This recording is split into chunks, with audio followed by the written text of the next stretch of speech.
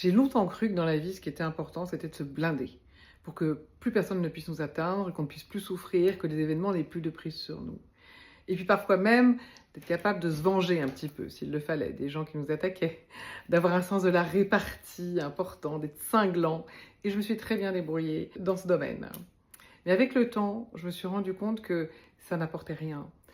Ça n'ouvrait rien de possible dans une relation et qu'en plus, quand on se blinde effectivement de ce qui fait mal, mais on se blinde aussi de ce qui pourrait nous faire du bien.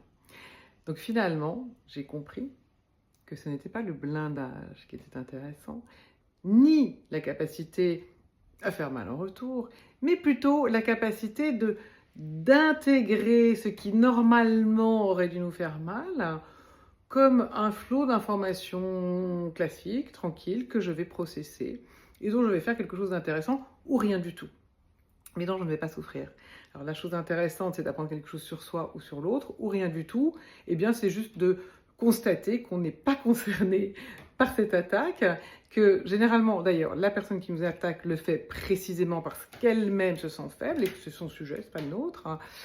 Et pour ça, évidemment, ça demande un travail assez important sur soi, qui peut parfois être un petit peu long, et qu'il est bon de faire accompagner. Mais vous verrez que ça change tout, de passer du blindage à l'acceptation et à l'intégration.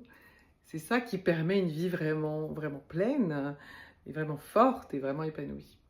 Donc je vous conseille d'essayer. Ça se fait avec un coach, ça se fait avec un thérapeute. Tout seul, c'est plus difficile. N'hésitez pas, paulinecharnot.com, prenez rendez-vous et on en parle ensemble. À bientôt.